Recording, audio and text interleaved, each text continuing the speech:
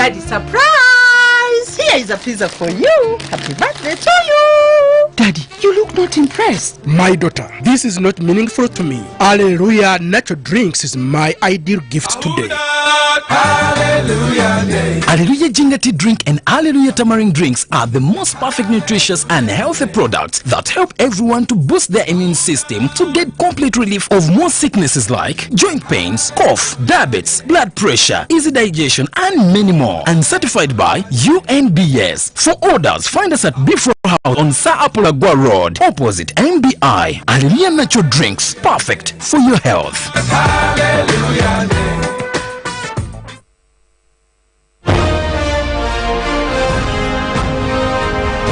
Live from UBC Studios in Kampala, this is Good Morning Uganda.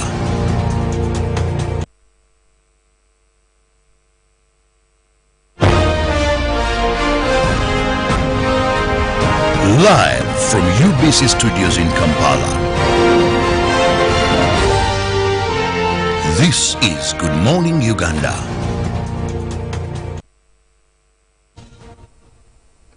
Well, another lovely day. It is the 4th of April 2021. Again, 6th April 2021. Yeah, you can imagine. Yeah, the last time we left here. But anyway, that is the impact of Easter food. No, it clearly indicates that he's been dead for 3 days and he has resurrected today. Impact of Easter food. Priscilla, we talked about it yesterday. Oh yes. Yeah, so that is the impact so of Easter food. So he ate food and died for 3 days. Okay, I will do this again. Thank you. Today is the 6th of April 2021, and I must say it is another beautiful day that dawns in this beautiful country. Now, clearly, I won't be able to say again I am with my colleagues because they said that themselves, that they are around. But I'll take cognizance of Chirabo Robert Nyonyintono, Priscilla Naroga, and I will start with you, Priscilla. Good morning. Good morning to you, How are you? I am happy that you resurrected, that you're back. I had that. To Good Morning Uganda. We missed you yesterday. Yeah, yes. Clearly I missed you too. I missed you too. But it's good to see you. Chirabo, good morning. How are you? A lovely morning to you, Felix Nkunda. Happy that you're back and we drive the thing. I missed you yesterday. That is one thing I must accept. I hope you enjoyed your Easter because we've not connected since yesterday. Hope again it was taking kids to the zoo. But thank you so much for making it today. Please just give us, how was your Easter light moments of that? Because I and Priscilla yesterday shared those moments of what our Easter was like. So we need to know our colleague. How was your Easter?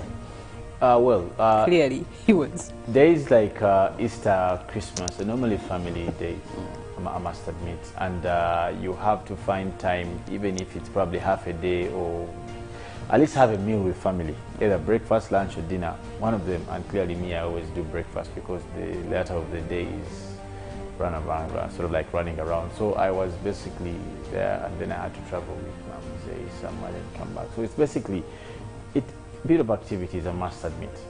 Yeah, and I'm glad that the Son of God finally raised from the dead, or rose from the dead, if I may use that word. But of course, that also causes a lot of thought for us, very much thought for us as all this happens. But sadly, in the same period, we did lose a couple of people, and majorly in Uganda, the Church of Catholic Church lost the most graced Archbishop of Kampala Archdiocese, that is the Dr. Superior Kizito Rwanga, now let may his soul rest in eternal peace. And the church also came out to give the program on how the activities that precede his death would be unveiled. But also in the same realm, we had sad news coming from South Sudan. Bishop Emeritus Lokodo also passed on, and same in the sad news. So it's basically sad for the Catholic Church in the East African community. I must also add, the beauty of the same is that actually, if I may put this in Uganda, that Katonda tagera chibi. That is our stronghold, that in whatever happens, we still hold title to the fact that God doesn't purpose bad. And in the same spirit, today was declared a day of national mourning. That is for the late Archbishop of the Church of Uganda. And we'll be giving you more of this in our program, how you can participate in this morning. Remember, he'll be buried on Thursday in Lubaga Cathedral. It is a time of a dark cloud, but like Felix said, all things work together for the good of those who love God. And he's always our strength in time of grief, fear, and more so shock of a sudden death. But also, the medics came out to give the postmortem report of what killed the late Archbishop. He's a physician, Dr. Andrew Sechitoreko, yesterday while addressing mourners at Lubaga Cathedral, clearly stated that he succumbed to a heart complication caused by a clot in one of the heart vessels, and that is why we lost him. We keep on praying, and we believe that the great God who rose, whose Son rose on Easter, will see us through this trying moment. We still stand with the family and the entire Catholic Church in Uganda, and of course, the globe. Well, as we have been having it as a norm, on Good Morning Uganda, Reverend Felix Nkonda will be continuing his reverend duties until someday we can see him appointed as into a higher office. Monsignori. What is that one? Monsignori. Yeah, it's by decree order of the Popoka, called Common Law Popoka Ordinance. So the church did do away with Monsignors. You may have the last ones are the ones we have. But of course, speaking about our blessing or our word for the day, today we'll be reading from Proverbs 13:3. Now, those who control their tongue will have a long life, and opening your mouth will ruin everything. You want me to read that again, Priscilla? Yes, because I'm about because to you're already opening your mouth. And I'm thinking, opening my mouth will ruin everything. Those who control their tongues will have a long life. Opening your mouth can ruin everything. Reverend, please throw more light on this reading for today. Chidabo, haven't you heard of this? Well, I've heard of that scripture, but I've also heard people mention that the tongue has the power to break and to mend. But the scripture has, there's a bit where Felix said, it talks about before you open your mouth to use your tongue, you must know that what you're going to say is not going to break, it's going to mend, or it's going to have purpose of life. So that is where most of the times people go wrong, that they use the tongue to break, not mend or move forward.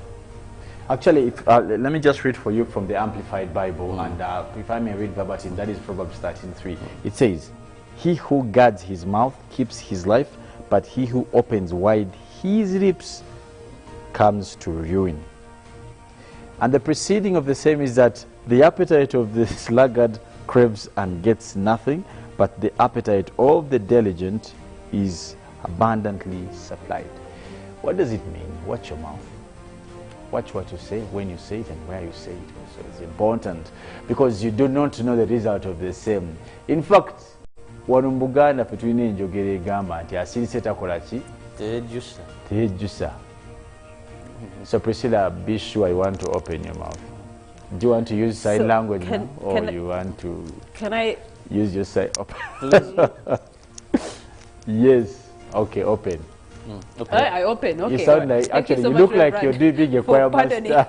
Yeah, those sign languages were dedicated to Liz. She does a sign language here on UBC TV News. So she will teach me a few things here and there. Otherwise, you might be the other guy at the burial, was it of Nelson Mandela? Yeah. If you remember, later they discovered that he was a fake guy. Can you communicating in sign language. Whatever he was doing never existed. So they were wondering, how did he get to a function of this profile? That caliber. And he didn't know what he was doing. He was just confusing people. Speaking of profiles, we had a high-profile musician on the African continent as well as the world. Mr. Akon Damala was in town over the past few days, and he was a part of a group of investors that met the president of Uganda. Now, on social media, of course, it made rounds. Can you imagine, of all investors that met the president, he was the most highlighted, if not the only highlighted. But that alone is a problem. The second issue that came out on social media is when they tallied him against General Katumba Wamala, and they said, yes, the son has come back home. Some They say the said brother. son and father reconnect after so many years. Then the questions were, who was fathered where? Did the general go to Senegal and father the son and then come back? Is there an abandoned family somewhere somehow? But good enough, all those rumors were put to bed yesterday when the two met. Akon meeting his Ugandan supposed father, General Katumba Wamala. They had a wonderful moment. The general was very smart. He was trying to, relate with the Senegalese attire. So he pulled out that attire. He had nice shoes, and then the son comes up with a totally swaggerific attire. You'd have expected like a fusion if he was wearing the same attire as the general. But anyway, at the end of the day, all rumors put to bed. They are just newly founded friends, and they're going to keep their friendship going. And they're not father and son. Do they even look alike? They do. The nose, dude, the nose, then there's the width here. I don't know if it's called width curly. Don't you see that? Even the sharpness here in the head. Eh? One thing I've Look learned, there, Priscilla. even the mouth here, the channel all coming out. You get like he There's some sort of honestly, resemblance, you how must do you accept. not see that, Nkunda? And Even the that's why. eyes. You should look By the at- way, you they should need to look- go for a DNA You should test. look at Just Shrek saying. and Salvad. Who? Okay. Well, you also Nambos and Misach Semakula. So there are people that look alike, despite they don't have any blood connection. If you had a picture of Honorable Betty Bachirekena Amboze and the musician Misach Semakula, bring them together. Maybe you tell them, go for a DNA. Also, there was like a picture that went out on social media of Dr. Ruth Chen and the child who was in an MTN advert. Yes. And the caption on it was, they grow up so fast. So that the child in that advert is wearing almost the same frames as the ones Dr. Ruth Chen wears. And so in that advert, it was an MTN advert, and the kid was hatching an animal. And then they bring that kid and put it alongside. They do a split screen of the child. The Gonya Ziriachi advert. So they do a split screen of the doctor and the child. And honestly, they look together. Like, they look alike. You could think, maybe if it was not time, you could have believed that this was Dr. Ruth That Chen in her reminds me in childhood. Africa, before DNA came, that technology was adopted. So those days when a child was born and maybe out of wedlocks, so they would bring the aunties, the Priscillas Maybe to when check. were there wedlocks back in the day? Good. There were no wedlocks. There was formal introduction ceremony. Maybe you call it that, Formal but not introduction wedlocks. ceremony. But even as time, DNA it's not so much of a development that has been here for the last maybe 30 years. At least in these last 20, that's when people could do DNA here in Uganda, but maybe overseas and for some. But the Sengals would come and look at their nails, and they said, oh, kufana na si Uganda, meaning that the fact that you resemble someone doesn't mean that there is blood relationship. So that is one thing they use, because previously, this one now looks like Ankunda. I can see the eyes and the shape of the head. This is a child. I said, no, people can resemble when actually they do not have anything to do with blood relationship. How do you identify Felix? So if Felix had a child that we What were would I look supposed to, say, this is surely Felix's child. I'll look for the big eyes. That is one. I'll look for the eyes. I'll look at the structure of the head. Basically, those are unique factors that outstand. Even the fingers, maybe. Even the fingers. Yeah. I'm not taking so much time. But for Chirabo's child, we would... What's wrong with my fingers? No, as in to real, yeah. Yes. Do you know how my fingers look like, you Priscilla? Yes. You have How do 6 you or 5 know? per hand. Because I be with you every day. The man could My be having a fingers? thick. How come I don't know how your fingers look like? Surely, But anyway, for Chidabo's child, you just look. obvious. What would you look The like? stomach. A child would not have a stomach. No, Get real. Chirabo. Get real. Let's be honest. No. If I look at this area Priscilla, here. Gabi has no tummy. Gabi has no tummy. Also the High height. tissue. Do you want to say the likes of Ratoros, the likes of so many I can mention? By virtue of height would be my cue. They could potentially be until we do a DNA. I've seen short men give birth to very tall because of genetic. Yeah, you've seen, Yes. but not you. Anyway.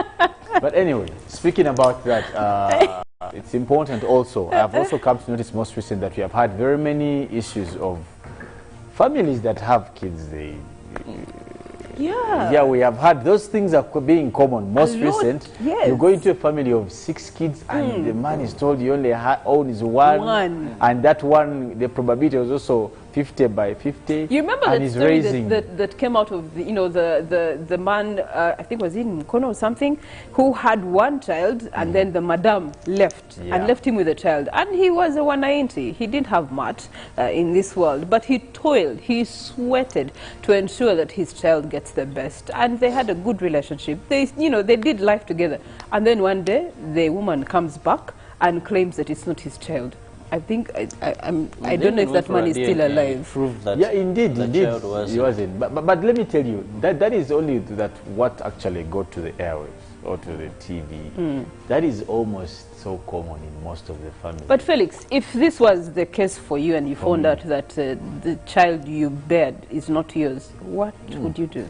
Well, how would you handle it? Kids are kids. Kids are kids. And let me tell you, I've gotten to a point where I have let life, I handle life as it presents itself to me. The things I'm able to have, I have. The things I'm not able to have, I don't. If I manage to have them. That's the point where I am with my life. Is that for you, how would you handle the case? If you found out that he was not yours? First, even before I answer you, I pray that never happens to me.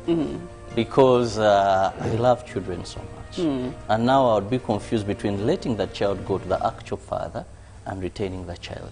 Because I would say, much as, okay, biologically this is not my child, but I'm the earthly father. I've raised this child. You come at the age of some level. Earthly father means biological father, dude. No. As long as the father is still alive. Okay, I'm the father who was raised. Okay, there are how many fathers? You have earthly father, heavenly, spiritual father, papa. Okay, so I would have, it would be a dilemma for me to make that choice. Yeah. Because I would feel, yes, because people have adopted kids. Yeah. If I can go to some orphanage and pick But if the actual biological father is claiming for the child, what would you do? Go to courts of law and we see who would win by the end of that day. Well, the courts of the law I'll give my grounds clear. Have a lot of work to do indeed, but we also do have a lot of work to do here on Good Morning Uganda. As we kick off the show, please join us on our social media platforms. On Twitter at UBC TV Uganda, the hashtag is UBCGMU. On Facebook, we are on UBC TV and we're streaming live, so you can continue your day with us as you go to wherever it is that you're going next. Equally on YouTube, UBC Television Uganda is where you can find us in case you can't catch up with some of the segments. You can always go back and play it again. Well, looking at our stories, we begin with the R&B artist, that is Akon, who government says it will allocate, that is land to R&B star Akon to build a fantastic plan, Africa Smart City in Uganda, dubbed his city. This was revealed during a press conference held at the office of the Prime Minister in Kampala. The city will feature top universities, shopping malls, music studios, tourist resorts, among other attractions. It will be a replica of another one planned in Senegal, costing $6 billion US. The Senegalese-American artist, who had been in Uganda for 3 days, also intimated that he was determined to promote Uganda to the rest of the world. He was flanked by Okero Oryem, the State Minister for Foreign Affairs, Isaac Musumba, State Minister for Urban Development, and Chris Baryomunsi, the State Minister for Housing. The last 3 weeks have seen the race for speakership take center stage in the media space of Uganda. Incumbent Speaker Rebecca Kadraga and her deputy Jacob Olanya are both interested in the seat. But what exactly defines authority at the Ugandan Parliament, and what comes out with the office of the Speaker? This Uganda national flag is a signal that a parliamentary sitting is scheduled for a given day. Before the outbreak of COVID-19, this is where members of parliament used to sit. They, however, shifted to the conference hall and later to the tent on advice of Ministry of Health for safety purposes. The Speaker of Parliament, always accompanied by the clerk and the sergeant-at-arms, securely holding what is popularly known as a mace. The mace is known to be a symbol of authority whose tempering means seizing powers of Parliament. This day was 19th February 2020. State Minister for Lands Persis Namuganza had just presented her report on land matters in the country and the debate ongoing. Away from Parliament, we now head to the truck drivers and their plight in Sudan, where truck drivers from Uganda, Kenya, Tanzania and Somalia are crying out for help following the killings of over 16 of their colleagues in South Sudan. Their trucks with cargo are still parked at the Uganda border town of Elegu in protest over increased murder and burning of their vehicles by South Sudanese recently. The Uganda, Kenya, Tanzania and Somali truck drivers have decided to park vehicles and cargo protesting the killing of their colleagues. Police reports indicate that 9 truck drivers were either killed or injured in South Sudan on the 28th and 29th of March and 1st of April this very year. The victims claim they have not been helped and the bodies are still in South Sudan. However, following reports of truck drivers, government of Uganda facilitated the return of the bodies. Kenyan and Tanzanian truck drivers have spent 3 days at BLD yard demanding for security from government in order to resume work. The Aswa River Region spokesperson, Jimmy Patrick Okema, has commended the truck drivers on their act. WhatsApp statements indicate that bodies of truck drivers who were murdered along Yei Juba are decomposing in the bushes. According to footage, South Sudan civil war has displaced millions of citizens and about 1.4 million refugees into Uganda. In the meantime, killing of different categories of people has continued unabated.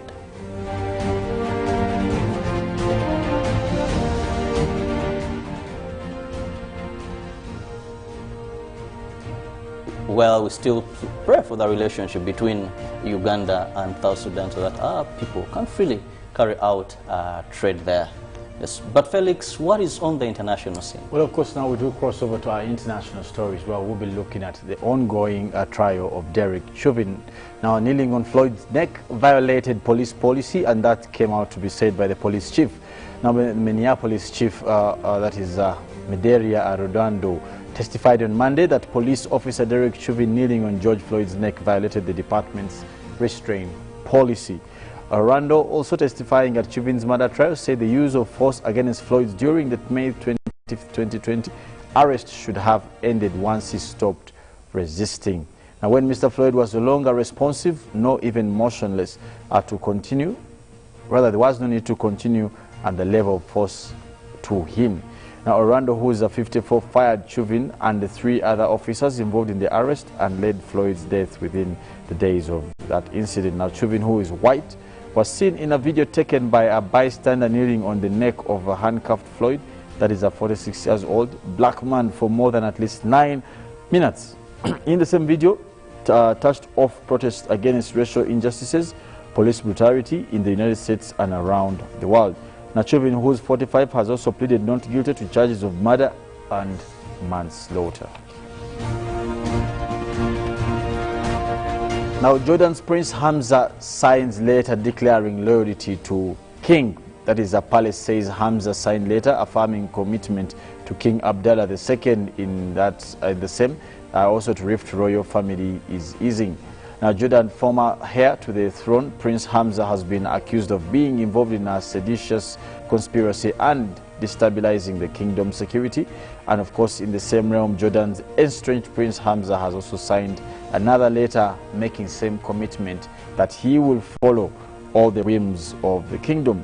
And he said, if I may read verbatim, "I place myself in the hands of His Majesty the King." The letter read, according to the Jordanian royal court on Monday, "I will remain committed to the constitution of the Hashemite kingdom of Jordan, and I will always be of help and support to the Majesty, to His Majesty the King and his crown prince." Now we do cross over to Africa in our international stories, and we will be looking at Nigeria, where we see more than 18,000 inmates escaped from a prison in Nigeria after it was attacked by gunmen. Now, the attackers reportedly entered the prison yard in southeastern town of Owerri by using explosive to blast the administrative block. 6 prisoners have reportedly returned, while 35 refused to escape. Now, police have accused the banned separationist group and indigenous peoples of Bafia also of carrying out attacks. It had also reportedly denied itself in its involvement. Now, the Nigerian Correctional Service has also confirmed at least that 18,044 inmates escaped from the jail in Imo State. Heavily armed men stormed Oweri Custodian Central Prison there early hours of Monday morning after arriving in pickup trucks and buses. This also is said by the spokesperson of police. They say that the President Muhammadu Buhari called the attack on the prisons a terrorist attack and carried out by artists who are also primitive and also barbaric. Now, he called upon security forces to capture the attackers and the escapee prisoners there, and of course also came out to say that even if all this is done, Nigeria stays strong in its commitment against lawlessness.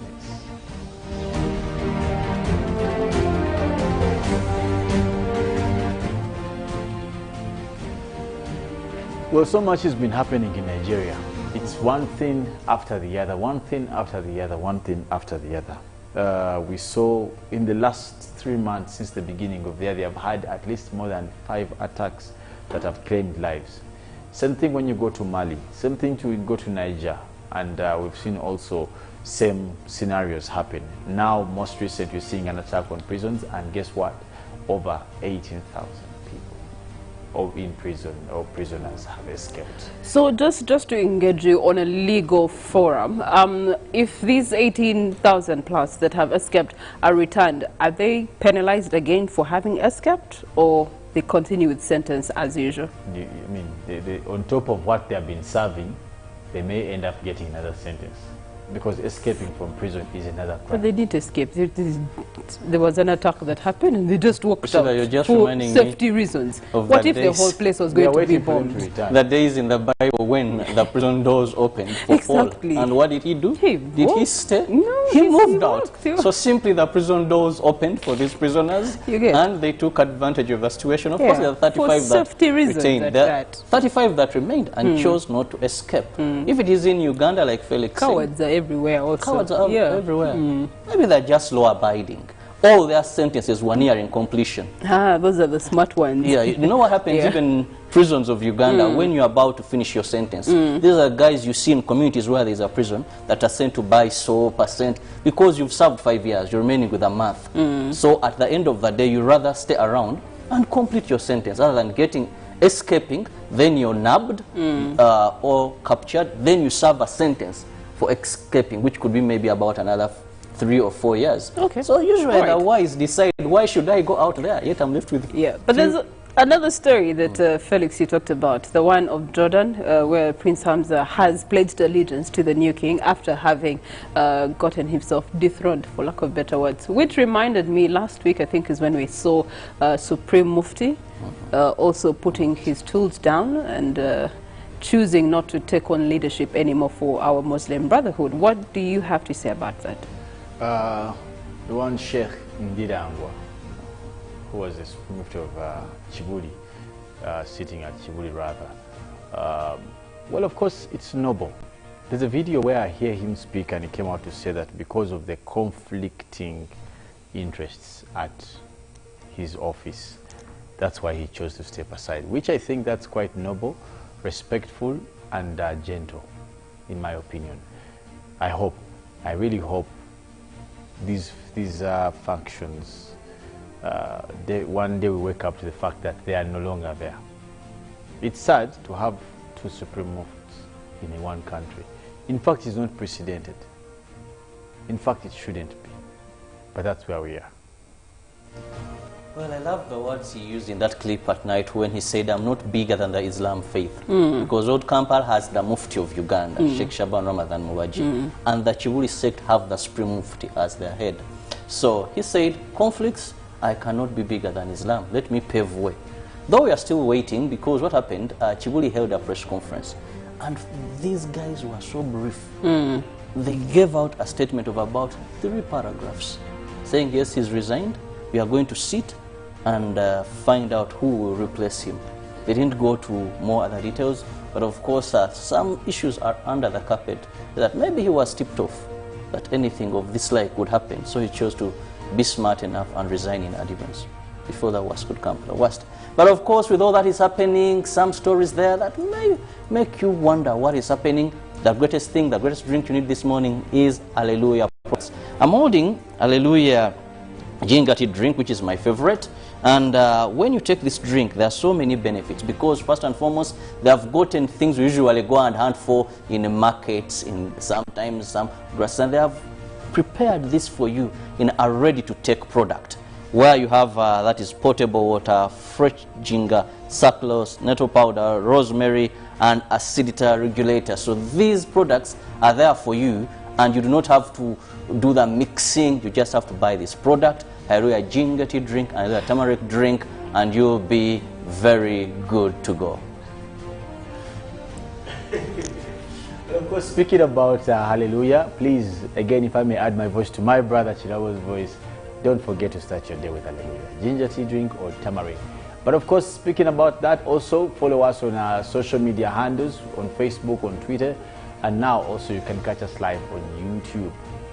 Now we'll take a break, have a song for the day, but when we come back, we'll still look at some of those issues that need to be talked about because they cause national concern.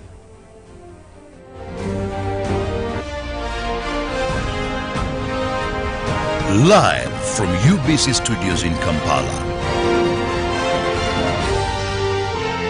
This is Good Morning Uganda.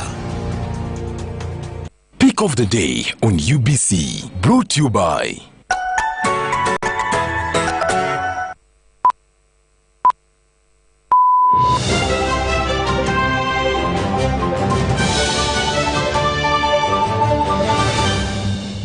was brought to you by No one should stop you from finishing what's yours. That's why MTN gives you data bundles that don't expire.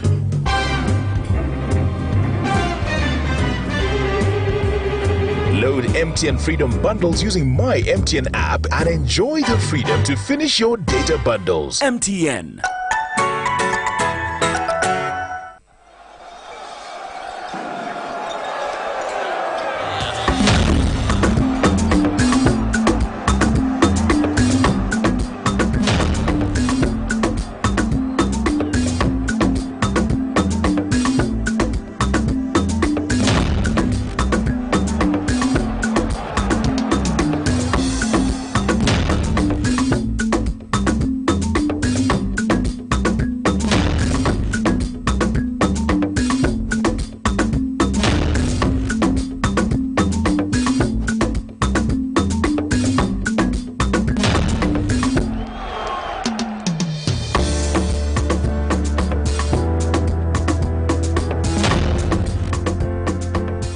That's their way of stopping HIV. What about you?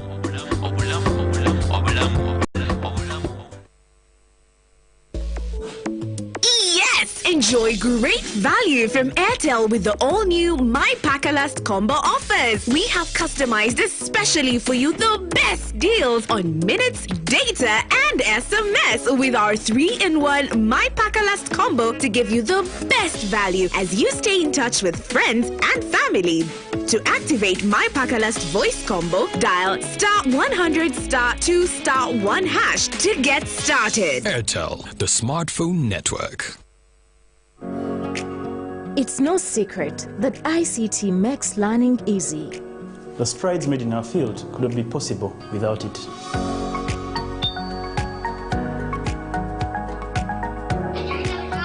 And now we can watch our favorite show. My radio is my best friend.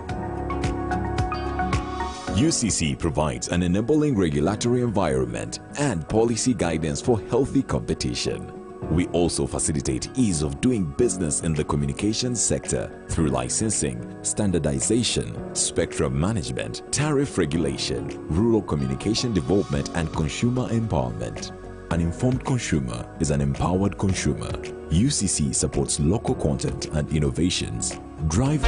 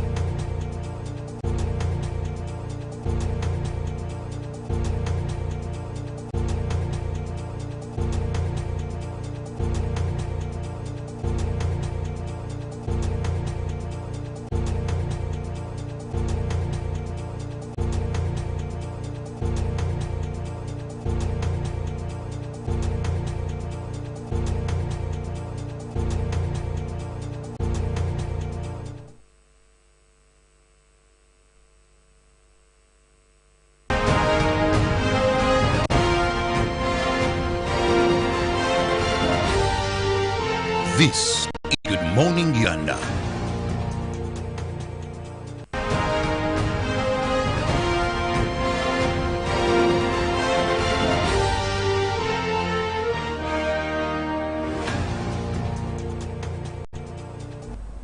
Among the things that drive this world is love, and that is why you see many musicians, many artists will always come out with songs that talk about relationships, that talk about passion. But Celine Dion is one in a million because of her voice. That song was released in 1993, but you'll find out that she's one of the best selling female musicians that has sold worldwide over 200 million records per music. And of course, for many people to associate with such songs, Power of Love, a number of hits by Celine Dion is something that usually comes out when you talk about those classicals, those late night music, artists that would not miss Celine Dion. A song by Celine Dion would definitely not miss. Well, of course, everyone would relate to that old Celine Dion, but I feel like when she lost her husband, René Angelil, in 2016, yes, in 2016, she lost a husband, a lifetime partner, her producer, her manager. Like, he was everything to Celine Dion, like the pill of who she was and what the world knew her for. Identified her is because of that man. And so when he passed away, it actually took a toll on her. I think people, if you were keen to note the pictures of her between 2016 and 2018, she's small already, she's petite. Now, after the death of her husband, then she even grew smaller, skinny. People thought that she had some sort of disease, eczema, and things like that. But simply because she was trying to take in the fact that she had lost her true love, her everything, that the person who's responsible for her being and her career had left her. And so she was left to do life alone. Of course, she has twins and she has 4 kids in total. But that loss for her actually has transformed her into a new Celine Dion that is now truly herself, not in relation to anyone or attachment or affiliation to anything, but the realities of who she is. And she went ahead to actually do an album after the death of her husband, inspired by the death of her husband. And on that album, she has songs that are referring to her. She's standing alone, you're not here anymore. And, you know, the album just redefines her, or allows her to redefine herself in the absence of the person that made her who she was at the time. And so I appreciate Celine Dion now more than then, because now she's had to go through that trying time. Being such a celebrated singer, you get to see that the entire world, you know, was questioning her after the death of her husband and what she was going through, and the tabloids were not treating her any better for what she was going through. But yet she was dealing with a lot of pain and misery within her heart and so many questions. But how she's been able to evolve out of that is recommendable. I mean, it's humbling for me, and it's admirable. And it goes really to show people that through loss, you can actually gain more of yourself. When you lose someone that you dearly love, you actually get to learn and discover more about yourself if you do allow yourself to do so. So much we can speak about Celine Dion, the name that has been around for a long time in terms of the music industry, and of course she has maintained to continue even after a big blow, a promoter, her husband, a pillar in her career, like Priscilla has said. But it's time we look at our newsreel story, and this time around we want to look at Sudan, trade between Uganda and Sudan, and the happenings that over a couple of times we've seen people lose lives in South Sudan. Actually, there was a time many traders even had to return home. But also, when you look at the other side, we get a lot of money from South Sudan. Over 150,000 Ugandans are doing cross-border trade with Sudan. And actually, Sudan has been listed as the biggest importer of what we produce in Uganda. And annually, we get around $900 million from South Sudan. So this trade we do here. But however, the situation at hand now is that this has become so risky for many Ugandan traders. Last week, we remember we saw bodies being returned of Ugandan traders who were killed in Sudan, in Yei, Juba, and their trucks were burnt. bodies also burnt. Of course, there was one survivor. But also, this has brought in Somalia, it has brought in Tanzania, who say this place is becoming unsafe. And yesterday, the truck drivers started to park their trucks and said, we are not going into South Sudan unless certain things have been met, and we know we are secure to carry on trade in South Sudan. Felix, we know Ugandans are a bit of risk takers at times, but also we know that trade benefits both countries. Much as Uganda, we are exporting, Sudan is importing, and these are commodities they need. Vital truck drivers, even during COVID times, His Excellency was clear, we cannot stop this from happening because we need these goods, we need the revenue. So that is one of the challenges that we find as a country. Let's begin by looking at the impact of this on trade. Well, Robert, speaking about trade and this whole feud between South Sudan and in particular Uganda, it is actually precedented. This is like if not like the 7th time this is happening. If you remember in 2007, when there was still a lot of political tension. Yes, fighting and all. We lost so many Ugandans. 2013, same thing happened. Later on, 2006, same thing happened. In fact, remember 2013 was even worse, where we saw many Ugandans being came back so much from, because many people were being killed, and this was because of the tensions up there. Now, this time round, it seems to be focused on trade. A couple of years ago, we saw the South Sudan making applications to be joined in the East African community. The same was a discussion before the summit, of the East African Summit, which by then sat the president. The leader of it was actually the president of Uganda, His Excellency Nkurunziza. We had Kagame, Kenyatta by then as well. Then, and of course, another account, they sat and they accepted. Submissions were made. And the same was also tailored towards fast-tracking the peace process in South Sudan.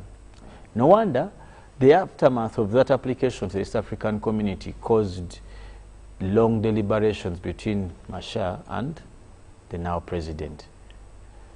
All these were done. Some sat in Addis Ababa, others sat in Rwanda, others sat in Uganda, others in Bujumbura.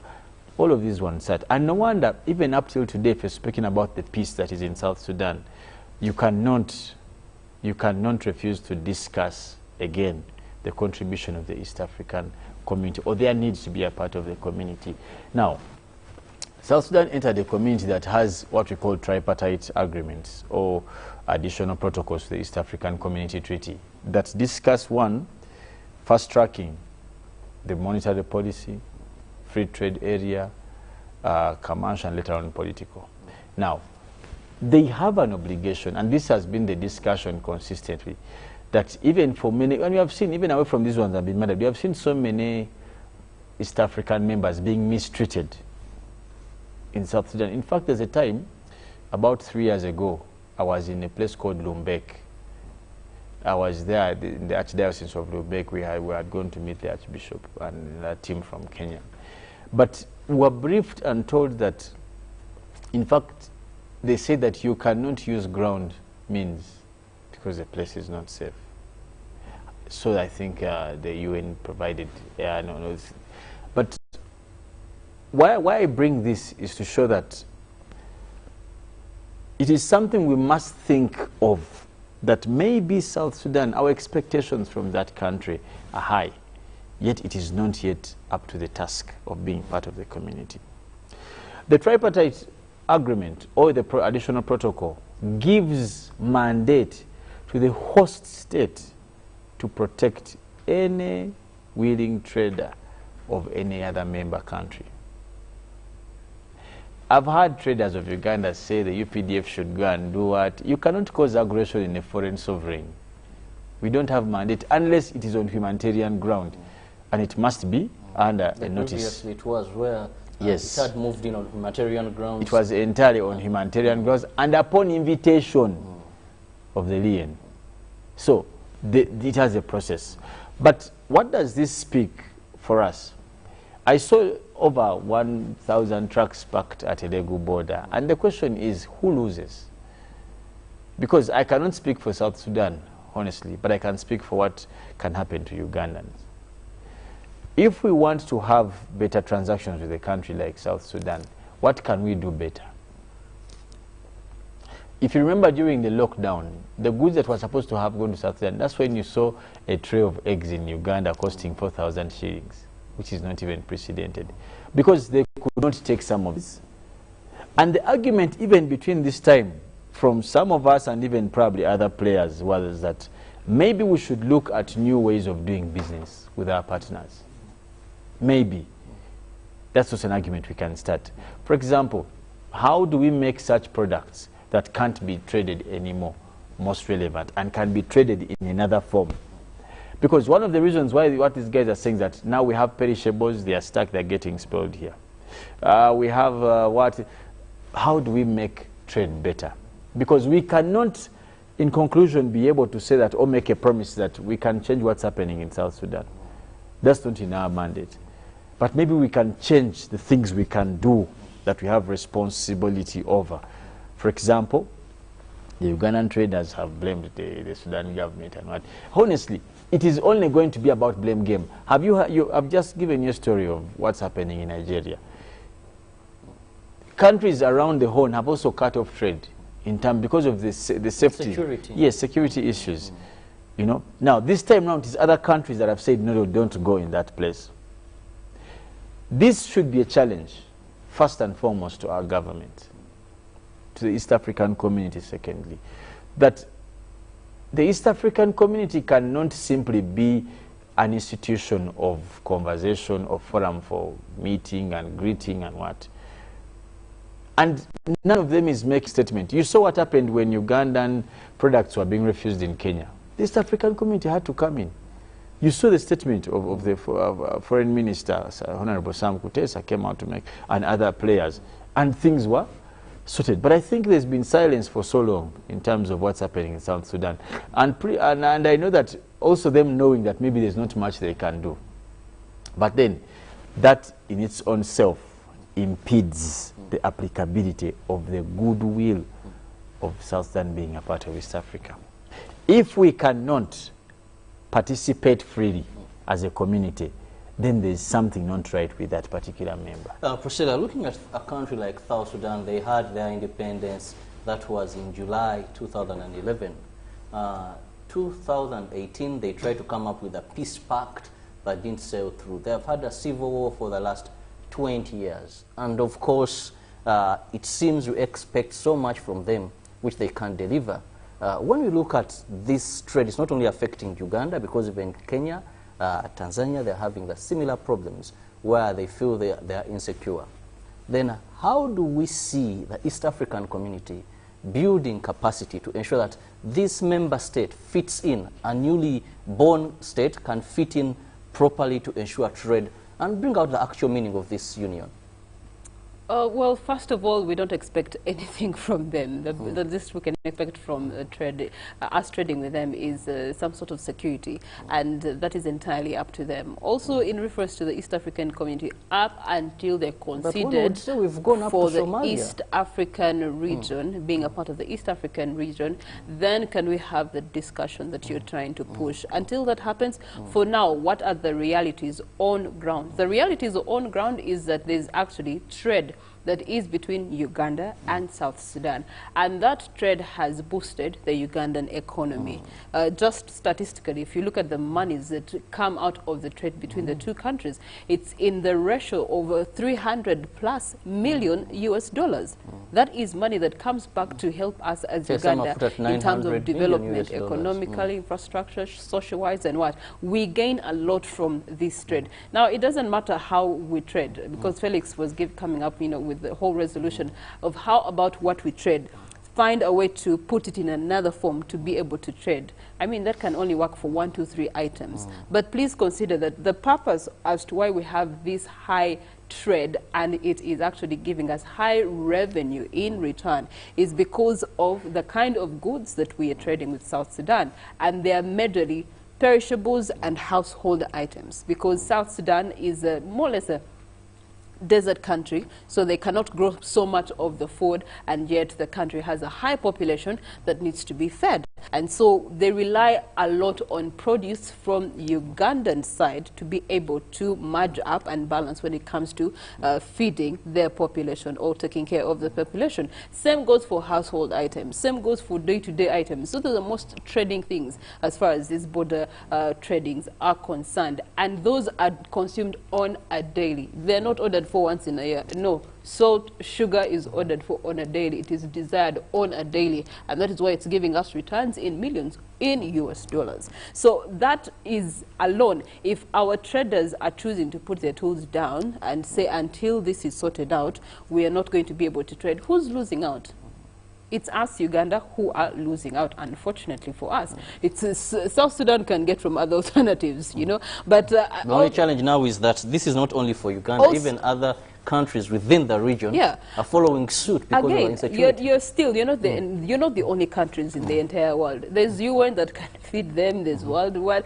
There's so many other alternatives they can get food from. You're not the savior for South Sudan. That is what we need to understand. And yet we need each other border to border to be able to, one, keep the economy running, and also boost what our traders are trying to engage themselves in to earn a living for themselves.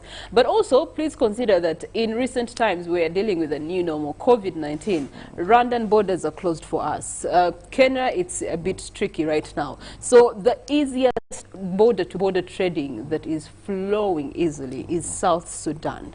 Now, if Rwanda is closed and borders between Kenya and Uganda because of COVID-19 are, more strict right now, and for South Sudan it is easier. That means every trader is now opting to trade with South Sudan right now. So if the traders or the truck drivers are choosing not to help in this trade, because the truck drivers are really just ADs in the trade between us and South Sudan. If they pause, then that is going to put a challenge on trade. Where else do you want us to trade from? Well, Priscilla looks at it, says if the truck drivers choose to pause, but reasons clearly given our insecurity. I'll take you back when we still had Joseph Kony ravaging, that is northern Uganda, and trade was almost impossible there. For Uganda, this is what UPDF did. Actually, they organized the truck drivers, those that were delivering goods, and they were having armed escorts. So they knew what time they arrive at certain points, then they will be escorted, deliver their goods, then they knew when they shall return. So it was more of security going in there. And this is what the traders have said, that they feel the government of South Sudan maybe has not done so much in terms of ensuring the safety of these traders, that if you know that this amount of trucks arrive, can we give them some security, knowing the routes they usually take, and ensure they deliver the goods, then we can protect them as they return and get out of the country. Uganda, like Felix said, I saw our Deputy Army spokesperson, when he said, we cannot do this. We did it previously, but of course it was upon agreement and invitation, where they will tell you that UPDF had come in and had helped us. So we need the Sudanese government to follow suit and ensure that they are protected, because the goods we are taking to South Sudan are indeed needed, much as we are getting the $900 million US per year. And we know that about 150,000 Ugandans are participating in this trade. So there is employment, there is revenue. But also that point, South Sudan need these commodities. Exactly. Need these commodities. Yes. But also, I think last year, the Minister of Trade, Amelia Chambade, came out and still in relation to South Sudan and Uganda trading as far as the border is concerned, they came up with an initiative, a one-stop border point, and they set it up at Numule. Of course, the region that we're talking about today is Elegu, and there's already one of those one-stop border points that traders can actually engage in to better service the trade between us and the country. But in addition to that, maybe the resolution then can be is that our Ugandan traders can take the goods to the borders through those border points, and then perhaps on the other end, South Sudan people can be able to pick up their produce, their products, whatever it is they need from those points, border points, and extend them into their region. That way you have sorted out the security issue, and no one is stepping to the other territory, neither will you be having the fear. So that if anything to, you know, whatever is being traded on the other side, it is upon South Sudan. It's not Ugandan. That would be a very good initiative. Placability would also be a challenge, because you remember South Sudan development levels have not yet very much reached the level of what Uganda have in terms of vehicles, transportation, the terrain there, that when you discover that very few of them could even actually have this transportation. But we pray and hope that the two countries, or the region, the East African community, will be able to draft a way forward to ease trade, because this is the core reason why we look at the East African community. Huge population, huge opportunities, and therefore better incomes and employment for all the member states and their people there. We keep on praying and believing this is something that will be resolved soon for trade to continue between these states. When we return, we'll be looking at what is trending in the print media.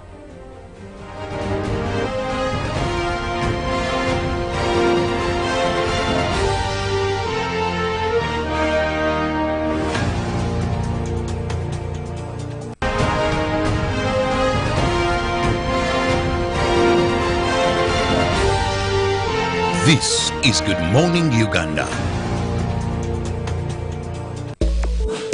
Yes! Enjoy great value from Airtel with the all-new My Pakalast combo offers. We have customized especially for you the best deals on minutes, data, and SMS with our 3-in-1 My Pakalast combo to give you the best value as you stay in touch with friends and family.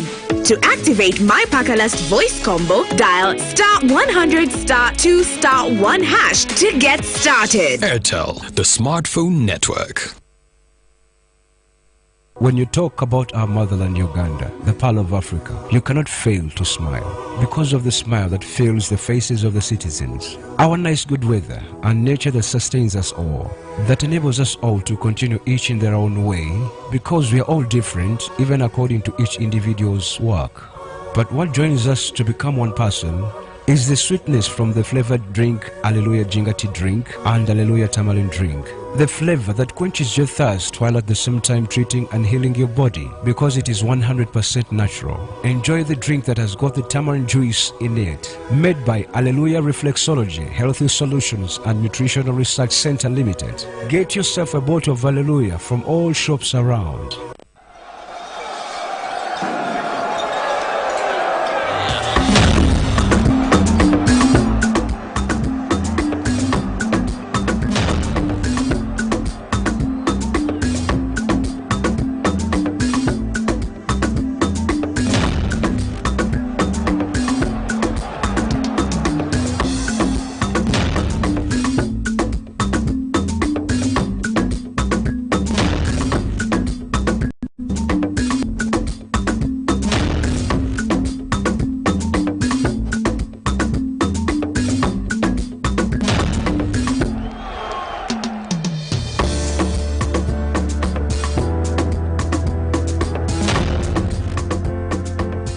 That's their way of stopping HIV.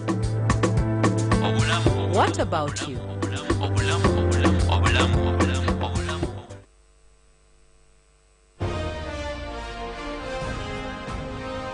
Live from Now Avenue in UBC Studios.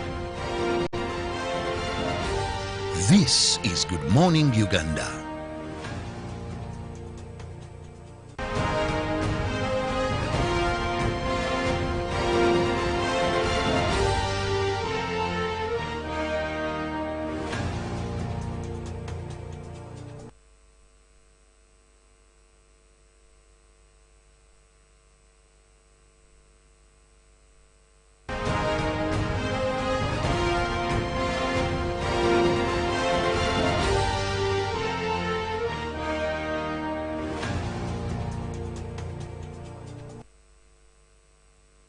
Every weekday we are here to ensure that you start your day a very informed person, aware of what is happening, and of course we set the pace and agenda. So make it a date every weekday from 6:30 till 9 to kickstart your day with us. It's time we look at some of the stories in the print media.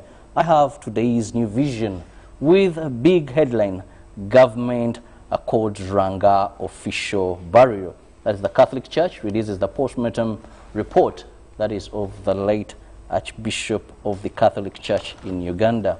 Still in the New Vision, The education column, there is Senior 2 work inside for you, pass A-level chemistry, mathematics, entrepreneurship, and tomorrow look out for O-level geography and entrepreneurship. Then that is Con pledges to promote Uganda. That is the US music icon has vowed to promote Uganda and help dispel misinformation about the country. Still, American pays over 200 million in bride price. Well, an American businessman has paid 210 million as bride price for his Karamajong wife. The dramatic ceremony of the marriage lasted 5 days, and this was held in a park. Still looking at Harvesting Money Expo, here they bring you more of what to do to benefit more from poultry. And South Sudan shooting survivor recounts ordeal. That was the Ugandan who survived the shooting that happened last week. Infrastructure standards lock farmers out of oil opportunities. Well, of course, now in the Daily Monitor, now Rwanga died of heart attack, says post-mortem. Church releases prelate final burial program, and family speaks about life and times of Dr. Rwanga, now the Archbishop Odama. Last conversation with now the late Dr. Supiriano Chizito Rwanga. And 70 orders official burial for Chizito Rwanga there. But of course, again, still about Rwanga. Rwanga falls ill at Lukwago falls ill rather at Rwanga's Requiem Mass, and government secures at least 229 billion for rice farmers in Busoga. And Hanging River says Ziwa's bridge puts lives at risk. That they give you a photo of a border man trying to maneuver across that hanging bridge. Now, of course, herd immunity to control vaccination, and government suspends creation of new districts. Now, of course, from the archives, Lucky Dube performs at Mandela National Stadium in Nambole, Wakiso District. That is on the 7th October 2000. And today in history, Amin rode a bicycle to welcome Habyarimana. Of course, again, Uganda's first foreign business company there, Smith Mackenzie and Company, was the first European commercial firm to at least formally do business in Uganda. Okay, and basically that is what, of course, we also look at a year after lockdown, the economy bites, and deals at Total, Giz, NADS, UNRWA, Water Ministry, and in Lira as well. Still in the vision, we look at Easter Vigil, where Father Richard Mwebeza sent a leading Easter Vigil, the prayer that gives people of faith an opportunity to reflect on the spiritual roots. It also a symbol of reflection that Christ was sent into the world to be the light of the world. Know your member of parliament. Today they have brought you Mulimba John, who is Shamia Bugweri County North Member of Parliament. Also Maureen Osoru, that is Arua City, and Veronica Nanyondo Bukoma Simbi. Therefore, today in history, it was on this very date, that is the 6th of April 1993, when a proposal was defeated. That is an amendment proposed by Council Member of Rampala County, Francis Rutagira, to turn the National Resistance Council, NRC, as an entity part of the Constituent Assembly, in addition to the other members to be elected, was defeated. Still on this very day, the very date, that is the 6th of April in the year 2008, Kenya's President Mwai Kibaki, pictured left, and opposition leader Raila Odinga, pictured right, put off the naming of a power-sharing cabinet that was the key element of a deal brokered to end the bloody political crisis, a post-election problem of rioting and ethical slaughter that killed at least 1,200 people and displaced over 300,000. The two sides disagreed over the division of ministries. Looking at COVID-19 statistics, the Lord has been gracious to us, where so far we have stagnated at 335 people that have succumbed to COVID-19, while our neighbors, if you're to look at the death toll in Rwanda, they are 311, Kenya 2,224, while South Sudan 113. And countries worst hit, US still leads, Brazil, India, France, and Russia. Now, of course, in sports, in Daily Monitor, now Vipers strike at Azindeje team at Tem Villa there. And Coach Mike Mutebi opens up in an exclusive interview. They say it is as tactizing, says he has no regret whatsoever at KCCA. Now, sibling swimmer to fine-tune from Russia there, and Uganda falls in top 201 there, of course. Now, of course, much of that, again, we'll be looking at KCCA counts on Lamunu, and cricket cranes failed to fly past Namibia in, that is T20I series, Namutebi and Mokadazi for Russia camp. Mutebi says no regrets at KCCA there, which is a good one, and he gives a recount on his time at KCCA. And of course, what's Salah's real loyalty? They give you a breakdown of the different leagues and who is topping which one. In the New Vision Sport, we look at motocross, where the best kids, they're very clear for you. That we see an excited Maureen Musimenta left, shared a podium with her son Agston Simwe, and Vipers want 2 trophies. That is, the Vipers want 2 trophies there. Which trophies? They give you details and all football results clearly in the New Vision Sports for you. Well, of course, we'll be also having the Stanbic Uganda Cup live on UBC. Don't also forget to catch those games. We'll be telling you or also sharing you the fixtures of those particular games and when and where they will be played.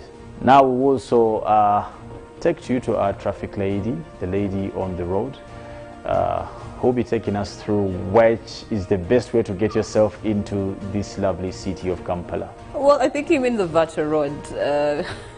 I'm not on an actual road. I'm on a virtual road, which is going to be looking at just a few spots that we want to check out this morning. Yesterday, when I stepped out of here, the road was entirely and completely free of vehicles. I think the most you could see on the road was borders.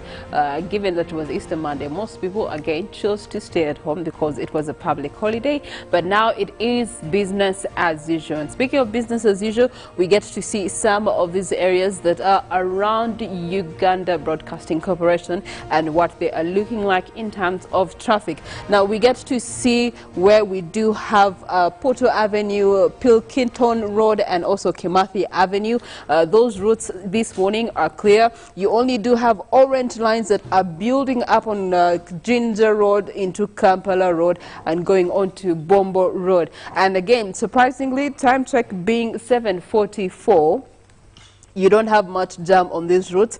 I suppose people are still in Esther mode, or they made an earlier entry into the heart of the city. But if this is what the road is looking like at 7:44, then it is actually possible, meaning that you don't have to use your shortcuts. People usually use the Uganda Railways route to be able to avoid this traffic jam, or alternatively, they will use Speak Road, be able to get onto Uganda Road to stay away from the jam on Kampala Road. But as of this morning, it actually does not look anything threatening as the rains would threaten, and so it doesn't look so bad. Also, downtown Kampala is having a lot of jam, obviously because of the commuter taxis that are coming through in that direction, and so because of those commuter taxis, you have some sort of jam building up. You do have traffic that is going down on Entebbe Road this morning, and please remember that there's construction that is going on for the Kampala flyover around City Square. From City Square, you will be having jam building up in the later stages of construction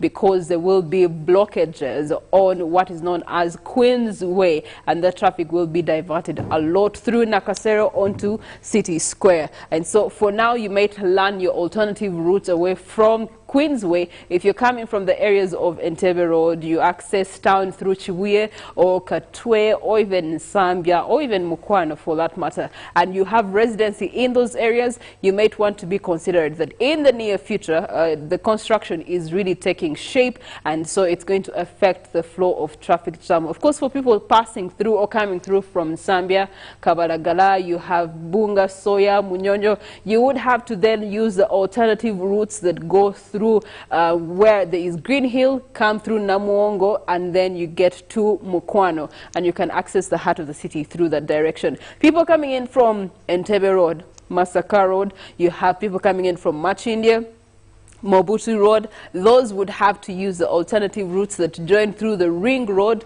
at Rubiri and then be able to come out from Katwe, or even, for that matter, Owino Market, to be able to access the heart of the city through Namirembe Road and then get into Chagwe Road and be able to come back into the heart of the city. So be aware of those new changes that are coming through traffic-wise for anyone whose access daily is through Queensway, that is into the heart of the city or out of the heart of the city. Now that is going to affect Queensway. It's also going to be affecting the Mukwano roundabout. So those two routes are going to be heavily affected in the near future. But speaking of being affected, your car runs on an engine. Yes, it does. And the engine is known to be the heart of your vehicle. But so many people do not take care of their engines. They don't take care of their own hearts for their bodies, how much more the engine of their vehicle. So tips from us to you this morning: while you are driving your car, while you're having your motorbike, please ensure that you take care of the engine of your vehicle. One of the tips would be,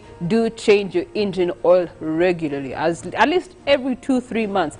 Please change it, because the engine oil acts as a filter for dust, small particles that could be coming through the exhaust pipe that could interact with the engine and damage it. In the long run, your engine oil does the job for you. It also does the clearing of any dirt within the machines that run through the engine, and it minimizes on the wear and the tear, giving your engine a longevity for it to be able to perform alongside the rest of your car. So changing your engine oil, it's not a luxury. Some people think about it.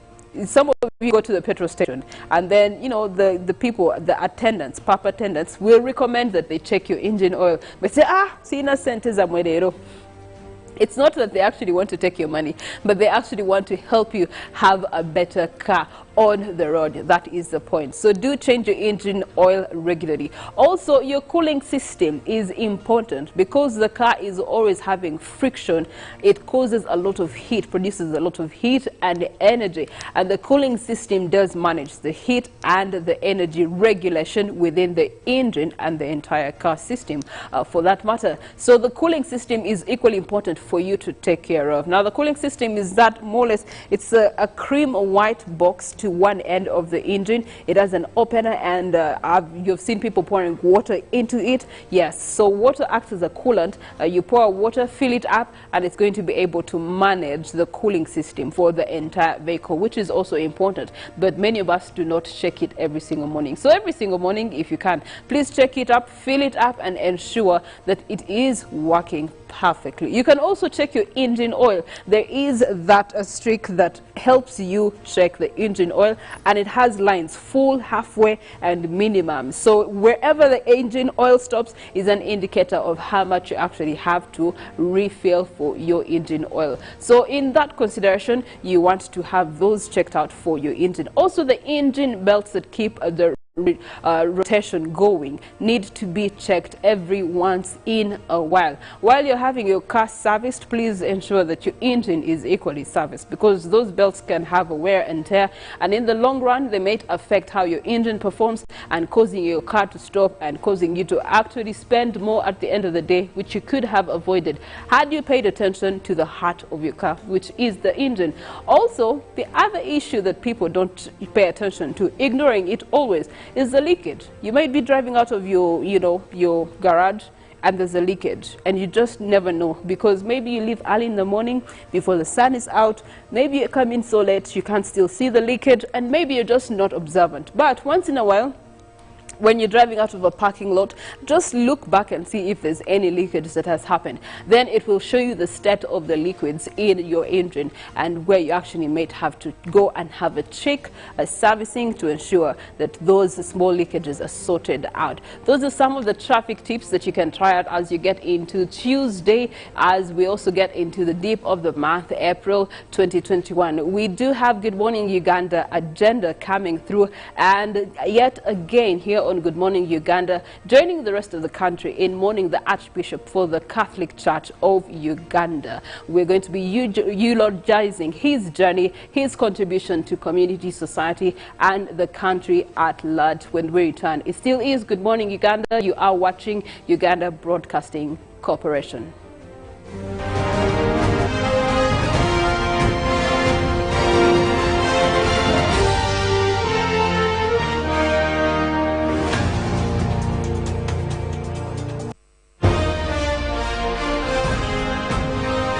Live from Now Avenue in UBC Studios. This is Good Morning Uganda.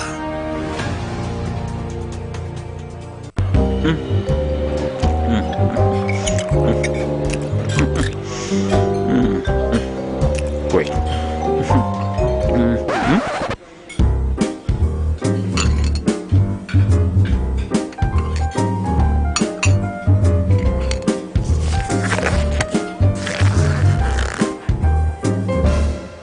No one should stop you from finishing what's yours. That's why MTN gives you data bundles that don't expire.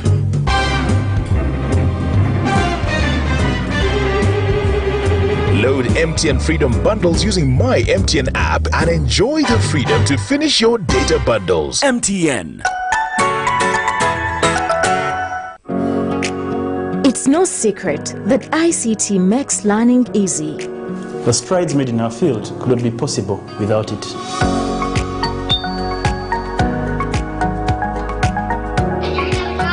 And now we can watch our favorite show. My radio is my best friend. UCC provides an enabling regulatory environment and policy guidance for healthy competition. We also facilitate ease of doing business in the communications sector through licensing, standardization, spectrum management, tariff regulation, rural communication development, and consumer empowerment. An informed consumer is an empowered consumer. UCC supports local content and innovations. Driving the development of a robust communication sector in Uganda is Uganda Communications Commission.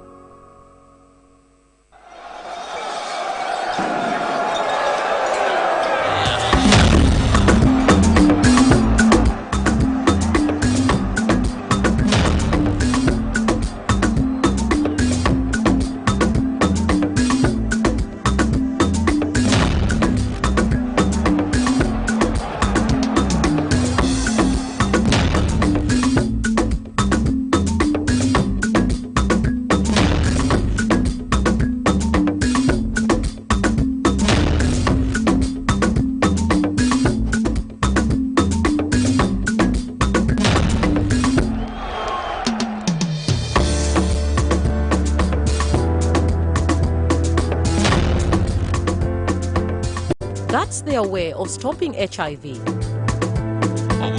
What about you?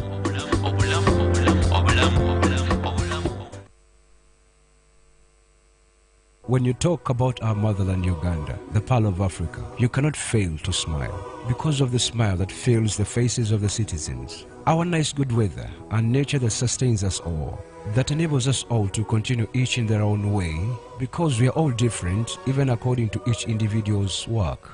But what joins us to become one person is the sweetness from the flavored drink Alleluia Ginger Tea drink and Alleluia Tamarind drink. The flavor that quenches your thirst while at the same time treating and healing your body because it is 100% natural. Enjoy the drink that has got the tamarind juice in it. Made by Alleluia Reflexology, Healthy Solutions and Nutritional Research Center Limited. Get yourself a bottle of Alleluia from all shops around.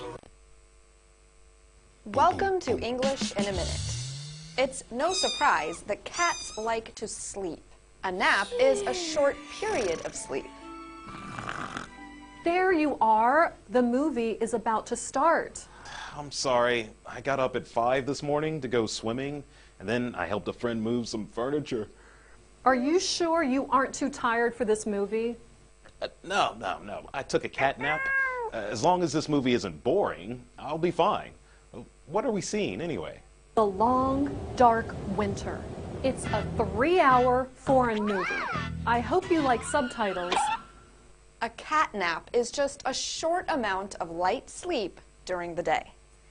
This expression became popular in the 1820s. The person who first used it probably lived with a lot of cats and noticed just how much they sleep.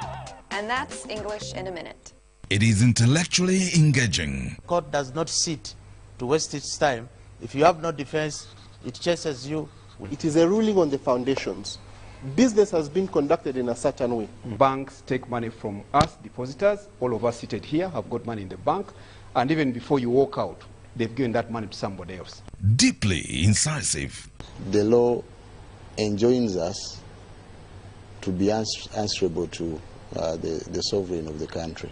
Members of the force, we have always been demanding officers to be highly disciplined and being accountable to people of Uganda.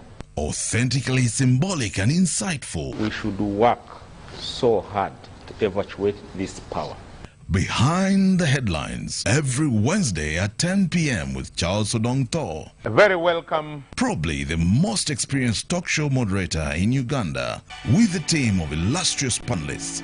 Honorable Margaret Mahanga, a veteran journalist, legislator, entrepreneur and development consultant, and Ramadan Gobi, an economist and university don. I've really got perturbed that in Uganda we are building parties with no membership subscription.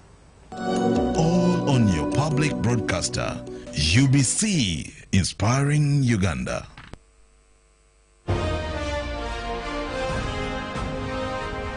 Live from UBC Studios in Kampala. This is Good Morning Uganda.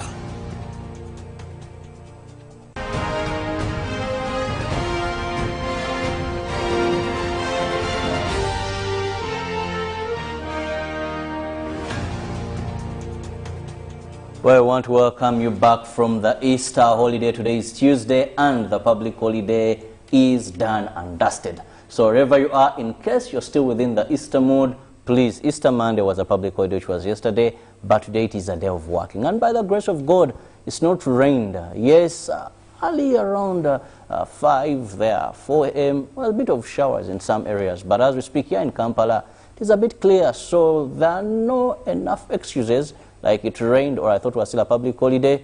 That is our mandate when you watch Good Morning Uganda. We ensure you have relevant information as you kickstart your day. Today, we are going to be looking at something that many have referred to as a dark cloud during the Easter season. That was the death of the Archbishop of the Catholic Church in Uganda, Cyprian Kizito Ranga. And I'm going to be doing this with my colleague, Felix Nkunda, a man, when it comes to his faith, that actually I hold with respect, because over a time I've known him as a very devoted Christian, and a man who also one time had attempts in a seminary, but of course I want to believe it was in the will of God that he didn't complete through. Felix, once again, good morning. Good morning. How are you, Robert? I'm very fine, though we are in a time of mourning, and government announced today as a day of official mourning by the state, by the Archbishop. He deserves it. He deserves it. But before we go any further, I want to know, what were your last memories of the Archbishop, the late? You and me, and actually Good Morning Uganda, had our last memories on Friday. We were at we hosted this program, if you remember, all our viewers.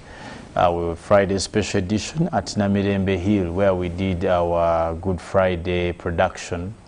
And I even remember interviewing, that is Father Bonabinji, if I'm not mistaken, yes, who is the secretary to the Joint Christian Council. Yes. He also confirmed to me that they were expecting to be with His Grace, Dr. Cyprian Kizito Rwanga, and also the Bishop of the Church of Uganda, Dr. Kazimba Mugalu, also there, and the head of the Orthodox Church, that they would do this procession as a tripartite force in reflection of the Christian iotas of this country. Thereafter, I think we did close our program, and another team came in that was supposed to follow up, which was also relayed on TV. For some of you who bothered to interest yourselves on what took place on Good Friday. The way of the cross. Yeah, we saw the way of the cross. And again, beautifully dawed in their arteries of grace. All of them, the three, as anticipated, took attention and also were present to carry out this particular function.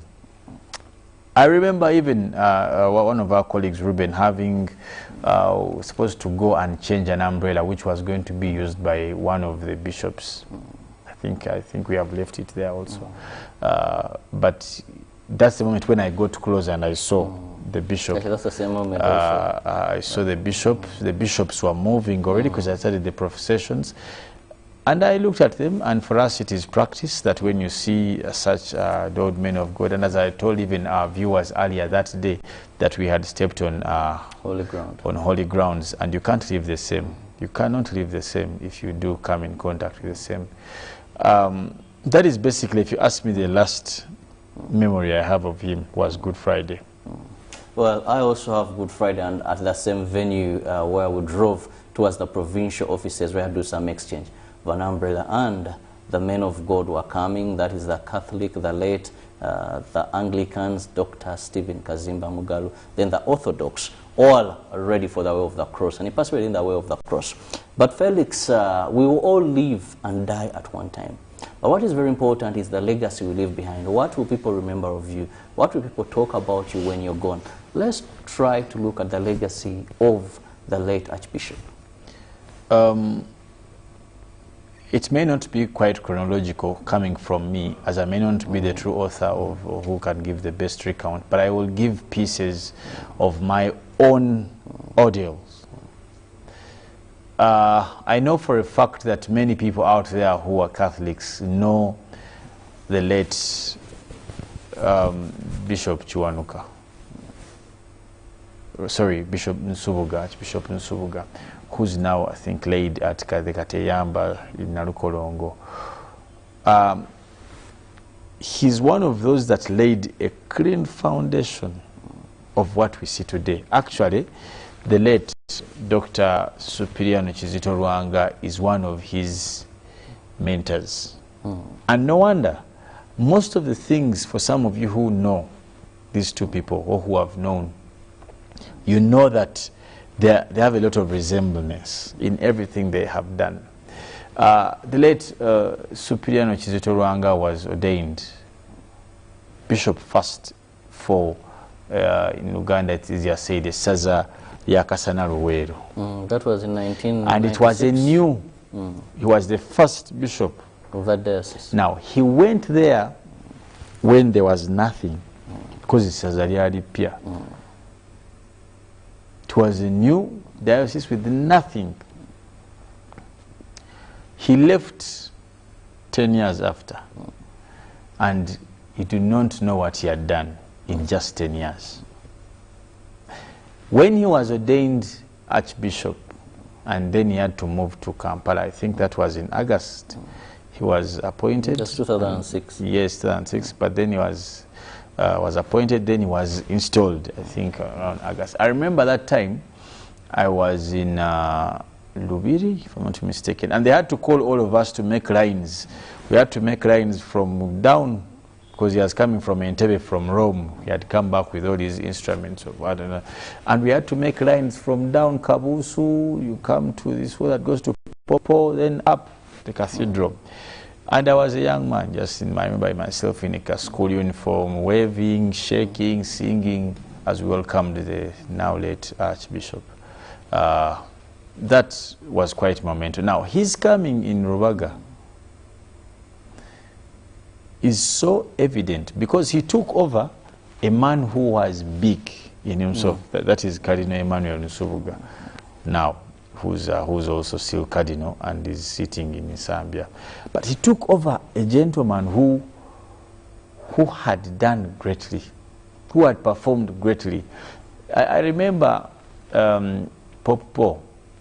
If some of you know the history of Pope Paul, if you know that he was called Pope Paul, when Pope Paul came to Uganda, when he last visited, I think in 1993. The people of Uganda welcomed Pope Paul so much, so happy. But you know, before he came, he was told a lot about Uganda. Normally they do their research about, but they told him there's this country in Africa, very poor.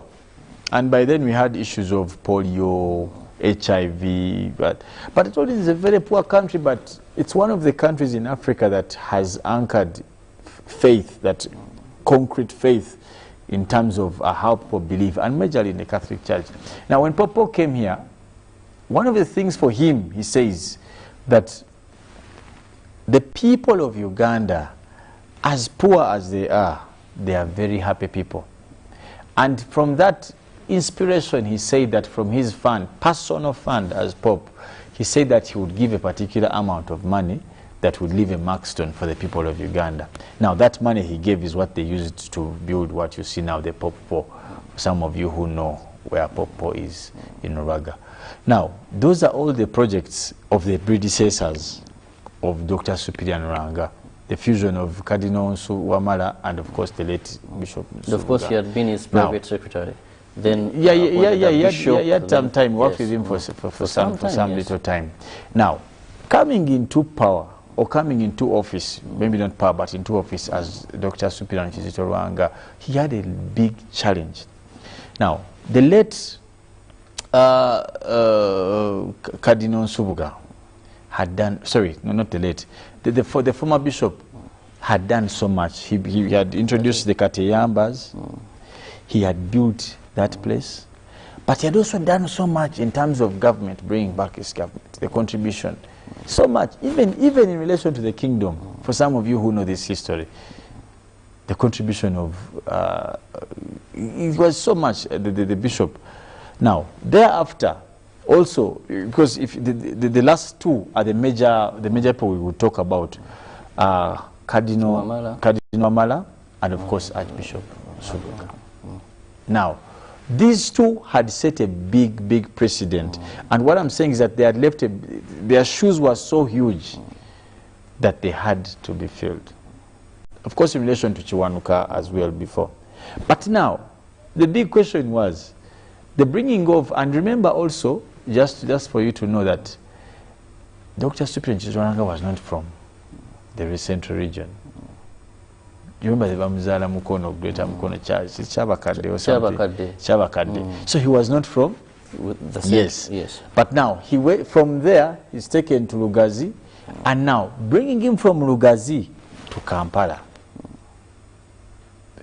The expectation of the people, or the Catholics, was that we would not be able to stand up to the task. The first thing, and I remember this because I was present then, when there's the late Archbishop Cyprian Rwanga was being brought to Rubaga, I was present. Among the very first things he did was to introduce the Savasumba Annual Fund, the SAF. And the purpose of this, the very first project I remember he touched was renovation of the cathedral. Because by the time he took office the cathedral was now 87 years old, and the roof had some issues that was linking and they need to repair. Is that the fund where children above 7 had to pay 500, then the others at least a minimum of 1,000? It was called the Savasumba Annual Fund, that was the SAF. And all of us were mandated to contribute. As young kids in all Catholic schools, we would give something. But the evidence of the same, for people who are in Rubaga, at the cathedral, or at the offices, 10 years ago, and you come back today, you won't know where you are. You will not know.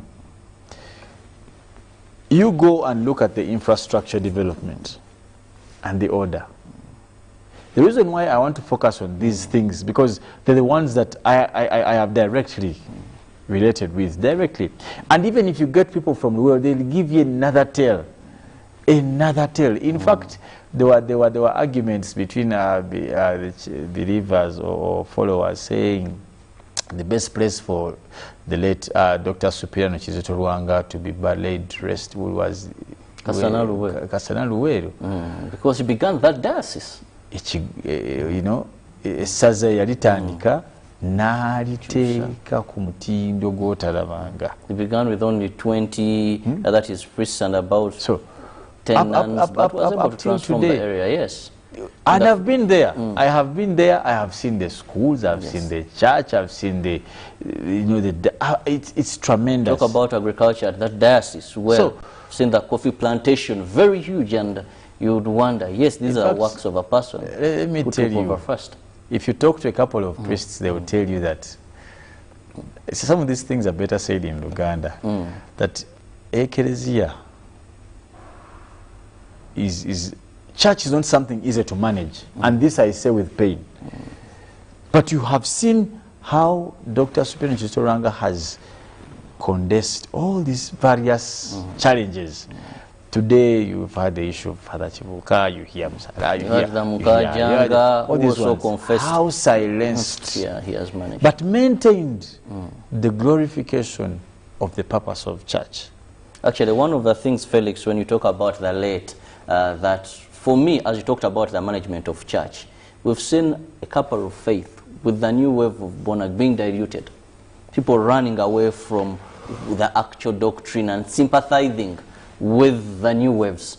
But the late Archbishop Cyprian Chitoranga has managed to keep the Catholic Church on its foundations, on its principles, also using reconciliation. Because when you talk about the likes of Mukajanga, who comes out before his death and said, yes, I had made things right. Today, Father Anthony Mostara can minister at Rubaga Cathedral. So keeping the faith intact on its principles, the Catholic faith is something that we cannot leave out as we talk about the life of that is the foreign Archbishop of the Catholic Church. Yes, continuing, you're still looking about the renovation of that is Rubaga Cathedral under the Sabasumba Fund that generated a good amount of money in a very short time. And the project was able to kick off. But also, in terms of infrastructure, he also contributed so much. Previously, before his time, Pope Paul, that is Pope Paul Memorial Center, if you remember, it had come to a bit of dilapidated place. The Archbishop comes in, and even now they construct a hotel, a restaurant. It becomes more organized and something that is potential to the earning of the Catholic faith in Uganda as well.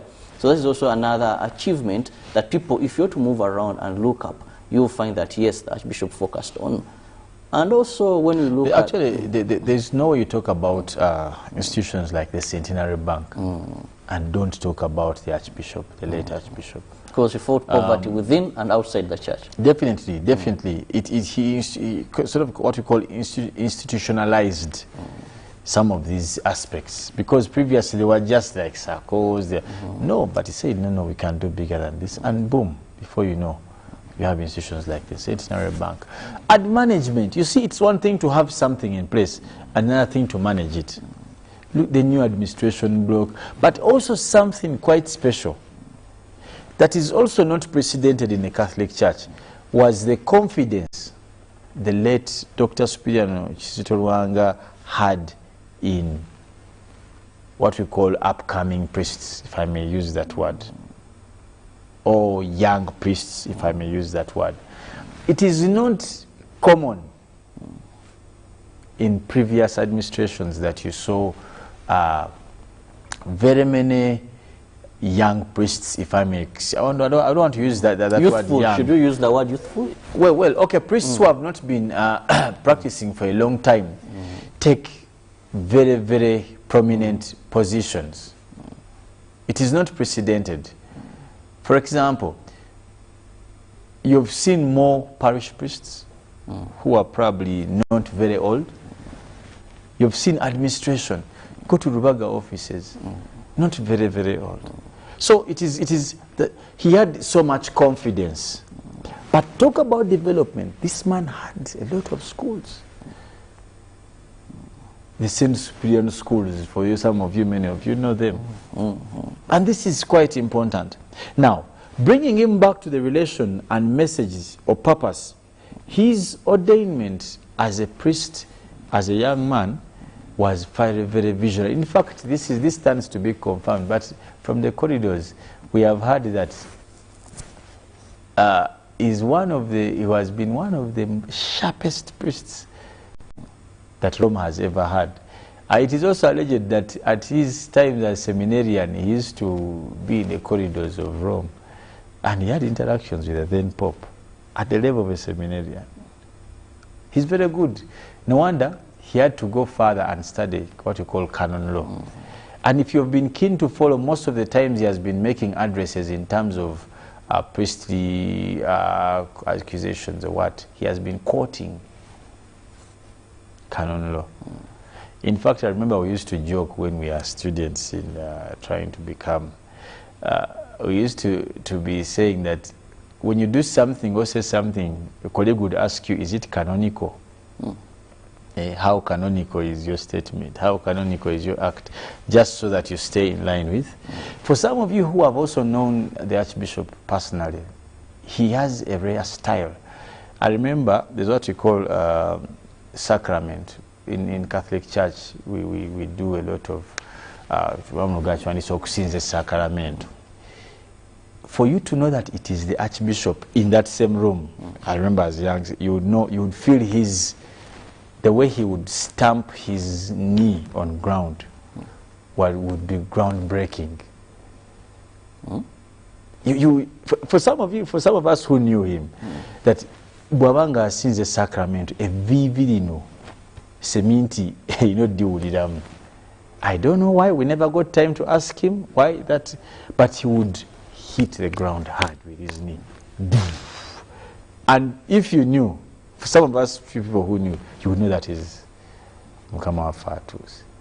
And even his gait, for some, again, people who know him, you know what I'm talking about, you would know that the Archbishop is coming, the way he would walk. His knocks and got to. So he's been well trained. He's been well trained. In fact, he may be most celebrated among at least a few previous we have had. But the big question is, and I've had so many people coming out with a lot of statements about his death and what and all this. But church has its order of how things are done. And if you go into canon law again, when you read canon law in the administration of church, in particular probably now if you're talking about Rubaga, now or Kampala, that after the Archbishop, you have the Chancellor, that is Father Male Pius now. After him, then you have the Vicar General, that is Monsignor Kasibante, if I'm not mistaken. And that is the one who led Mass? Yes, who led Mass on. And read out the message of the lay that he had prepared for Easter. Actually, for Father, Monsignor Kasibante is a classmate to the late. They are close colleagues. They are very close colleagues. I remember also that is Father Kamari, somewhere there, and he also said they had classes together. So it is that kind of hierarchy we saw, that we are also told that the processes of that he will go through as bishop have also, the message has been come out, the order has already come out. No wonder the state also came out to make comments that today is actually now that's Father Male Pius behind the Archbishop, who is the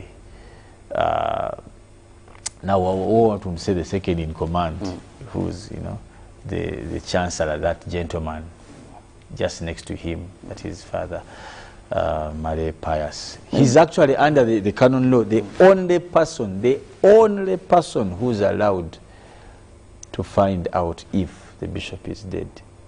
He's the only under the law who should have gone and opened the door and called whoever we wanted to call, and they wanted to make the declaration, first of course to the Pope, then thereafter the message to the clergy. Well, let's take a look at the burial program of the late. According to Monsignor Kasibante, released the revised burial program for Ranga. That's saying before burial on Thursday, Ranga's body will be taken to Kololo Independence Grounds, that is day, for state funeral function, which will start at exactly 10 a.m. Then President Yoweri Museveni will be the chief mourner. So the body will be at Kololo, and today was declared as National Day for Mourning by state. Also, in the afternoon, Ranga's body will be airlifted to Chaba Kadde, that is Catholic Parish Church, in Champisi, Sub-County, Mukono District. At Chabakade, the Requiem Mass will be presided over by Bishop of Lugazi, that is Christopher Kakoza, and Christians will be given an opportunity to view the body of the late. Then tomorrow at 8 a.m., the body will be used that opportunity, saying that Lubaga, only a few people will be allowed due to COVID-19 standard operating procedures. And then Archbishop Ranga will finally be laid to rest inside Lubaga Cathedral on Thursday after a mass where the chairman of the Uganda Episcopal Conference, that is Bishop Professor Joseph Anthony Ziwa, will be the main celebrant. That is according to Mission Kasibante.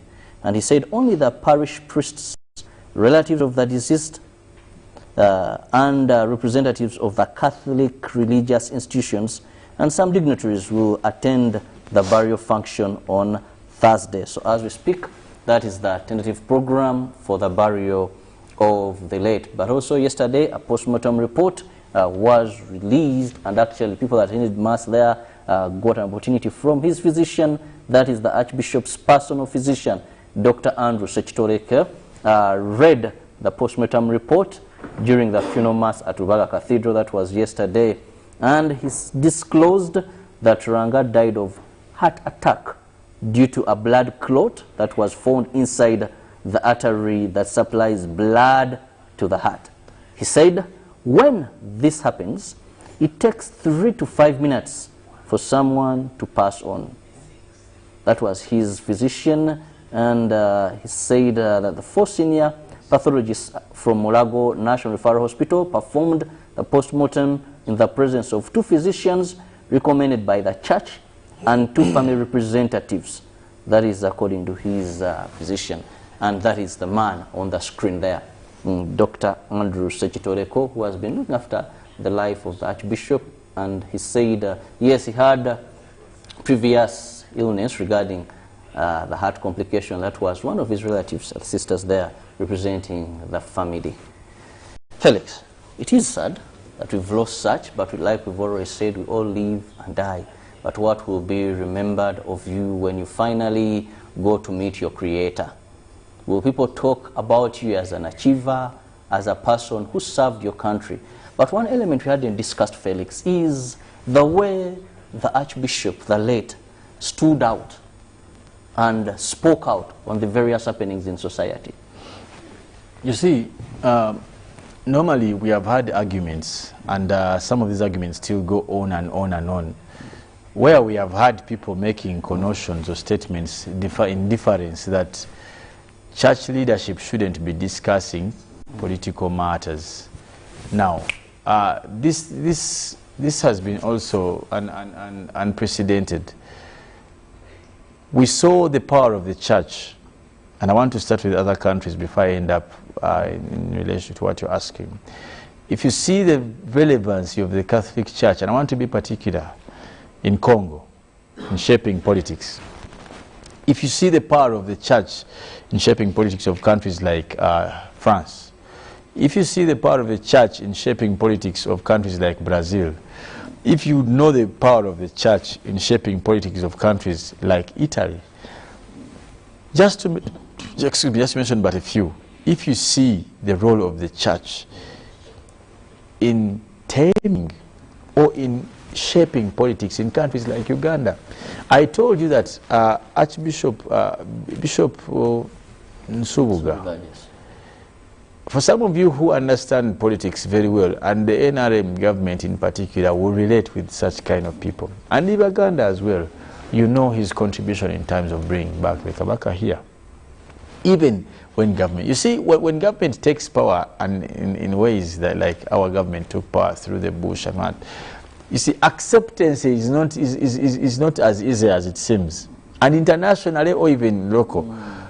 Now, you must use some people, influential people to penetrate systems, to create good reception. And most are religious leaders and maybe culture head of. But they were not here. Their kingdom was not. So that's the thing.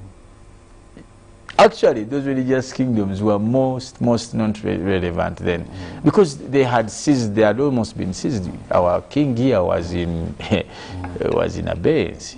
That time will give you an also a story of his somehow involvement to little, but most of the Catholic. So we must agree that when you see the late Archbishop conclusively, because me, I used to attend these masses almost on those big days, Christmas, Easter, he would give a message. There is no way he wouldn't talk about politics. And this was not for himself. Truth to power. This was not for him as the bishop, because he was way above. I don't think he ever lacked what to eat, nor to drink, no fuel, no any of these things. But because he had a mandate as the shepherd to speak for the voiceless, he came out, and one of the profound, I remember one time he talked about, and most recent messages have been about lies. I remember the time when he was criticized on social media, he was attacked. When he read out a statement by the Ugandan Christian, on postponement of elections, are you referring to that time? Well, I wouldn't want to take that in particular, but there have been a series of challenges that he had had with the media. He came out and said, but why are we investing so much in lies as a country? This is very dangerous. He has come out open times to condemn government acts in terms of brutality, in terms of corruption. He has been talking about corruption so much in most of his messages. In fact, I remember the last time I think I was at his mass, he came with a tomato, he was cutting it and talking about pain, how the things we do cause pain, and he had an imagery of a tomato, and whenever he would pierce it, it would bleed. So like, this is how people's life is. You know, don't think this is the effect. Every time I pierce somewhere, I know. So he used to talk about church so much, how the church was built, or so I remember even some time back when he used to attend morning mass at 7, he used to once in a while, and as young kids we used to go to Oxinze Sacrament. So all these things, when you talk about politics and church, these are the true definitions of leaders. You see, leadership cannot be limited. Cannot be limited as long as there was the word leadership. In fact, people who talk about being non-partisan, being separating the sheep. Once you have a tag that puts you in any position as a leader, the word leader, whether you are a leader of people who are traders or what, you must be able to convey the feelings of the people you lead. That's the purpose of leading. That's the reflection of what they are going through. Because you have the platform. Which they don't have. For example, I would imagine the late Dr. Spiran Kizito Ranga was a call away from the president, from the speaker, from the judge. Even if you wanted to meet His Excellency, you do not have to do this on pulpit. Because you have an opportunity, even if you sought a meeting. But you see, like you've always done on some. You know, that is not his forum. He has his forum of communication.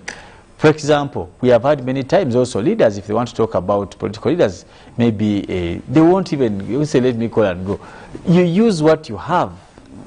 Because every time we talk about these things, we draw confidence. So, when we talk about the late Archbishop, we talk about a man who has been consistent about issues of faith, but also who has stuck to the book in terms of enforcement. If some of you who are Catholics, you've seen the most recent reshuffles before he died. In fact, I was discussing with one of the priest's relatives, and was telling us that even he had told them to break off up to 12, which is very abnormal. Normally they break off up till today, and they resume work. But he told them, you break off up to 12. Now he's going to be buried on that day. But also don't forget, under the law, the canon law, the church gives 8 days after his demise for the Pope to announce a new bishop. You understand? It falls within the time. It's like if it was prophecy for him and how he said he did things before he died. Because everything falls within time. 8 days, to announce a new bishop. Of course, the processes are, and I don't know if they are known to all of, but if you go to the church practices, is that the Episcopal Conference will be summoned, and of course the Episcopal vicars, they will have to come up with a name, and will send the names to the Pope, who will choose the most qualified or the most senior, and then the person will be announced. But also, the Pope can use what we call a leapfrog principle in canon law. He can bypass all these other procedures and just choose someone without having a recommendation, as long as the person is senior. But seniority in church precedence is not looked at in terms of, they look at one, age, secondly, practice, and also books may come in, because at the level of most of the people now, the bishops we have, we don't have doctors. And if you go to Jumba, the Kakosas, so they look at that, and of course also jurisdiction, but of course also recommendation, you know. So all these things you have seen, and something quite interesting that comes with the death of the late Bishop Dr. Spiridon Kizito Lwanga, is that it shows, and for all of the believers, probably it fits in the Easter message, that we should be prepared at any time. And this was his message a couple of times. We should be prepared any times. And that also says the Bible. Death will come like a thief. It will come like a thief, unannounced. Expect it So unannounced. And it's important for all our viewers, as I conclude my submission, that we prepare our hearts, souls, for God at any time, because we won't know. Prepare ourselves, because we will not know. What remains in my mind is his Easter message, where he had come out strongly to speak truth to the powers and of course security. He's a man that we always remember. He was very entrepreneurship, because there's so much needed in the Catholic faith to fight poverty within and outside the church. He's a man who stood to the canon law, and that is why we see that even with so much happening, the illusion of what the Catholic Church defines it has not been affected in any way. He was a man who would reconcile and sought for peace. But also importantly, he talked about the power of the tongue, and more so social media. So rest in peace, Archbishop of the Church. That is the Archbishop of the Catholic Church in Uganda, Dr. Spiridon Kizito Lwanga. Today it is a day of national mourning, and the function will be held at Kolo Ceremonial Grounds. That is where I expect His Excellency, the Chief Mourner, to be, and other government dignitaries. He will be buried on Thursday in Rubaga Cathedral. Till tomorrow, have a lovely day. We'll leave you with sports, and later on, Jagenda will come in to take you through Good Morning Uganda Extra.